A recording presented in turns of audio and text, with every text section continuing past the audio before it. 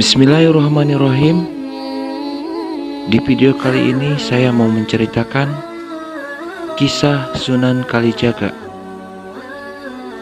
Sunan Kalijaga adalah salah satu ulama Wali Songo yang dikenal paling luas. Pengaruh dan cukupan dakwahnya di tanah Jawa.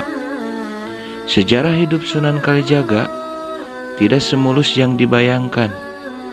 Sebelum menjadi pendakwah, ia adalah bromocorah alias penjahat. Riwayat kehidupan Sunan Kalijaga melintas batas era kejayaan di Jawa yang silih berganti.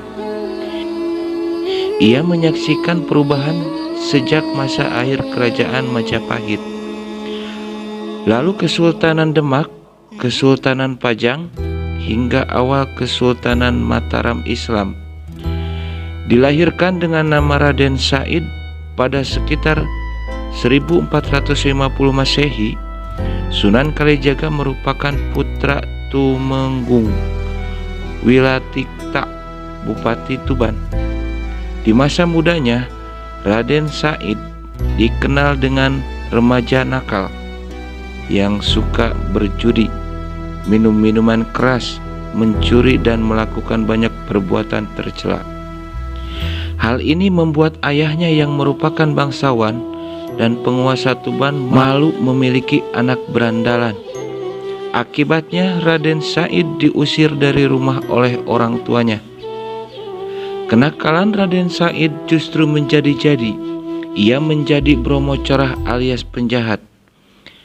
Kerjaannya membuat onar dan kerusuhan. Bahkan konon Raden Said pernah menghabisi nyawa orang. Suatu waktu Raden Said kena batunya. Orang yang akan dirampoknya adalah Sunan Bonang. Karena pengaruh Sunan Bonang itulah Raden Said akhirnya sadar dan bertobat, serta tidak lagi merampas harta dan melakukan perbuatan tercela.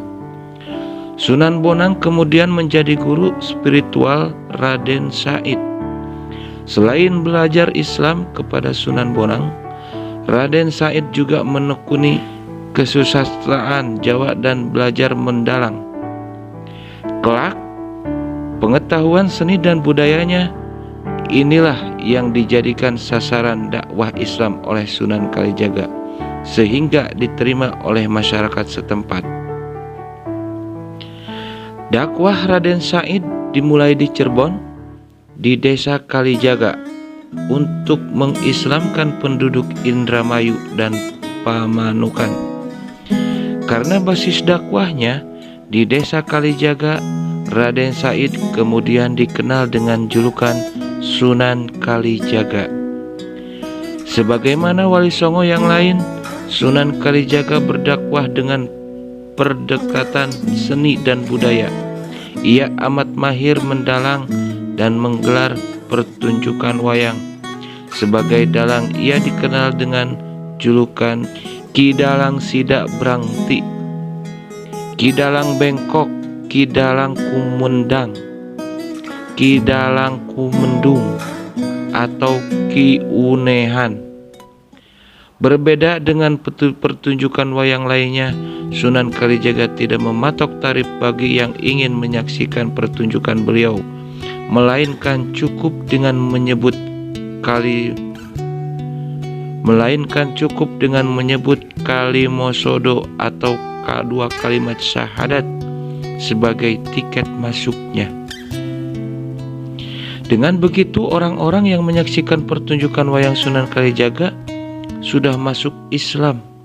Berkat kelihayan Sunan Kalijaga berbaur, lambat laun masyarakat setempat mengenal Islam pelan-pelan dan mulai menjalankan syariat Islam. Dalam pertunjukannya terdapat banyak lakon di kubah Sunan Kalijaga yang diadaptasi dari naskah kuno. Salah satu yang paling digemari adalah lakon Dewa Ruci, Layang Kalimasada, lakon Petruk Jadi Raja, dan lain sebagainya. Tidak hanya itu, Sunan Kalijaga juga menambahkan karakter-karakter baru seperti Punakawan yang terdiri atas Semar, Bagong, Petruk, dan Gareng. Selain menggelar pertunjukan wayang, Sunan Kalijaga juga mengubah tembang-tembang yang syarat dengan muatan keislaman seperti kidung, rumeksa, ing wengi, lir ilir, dan lain sebagainya.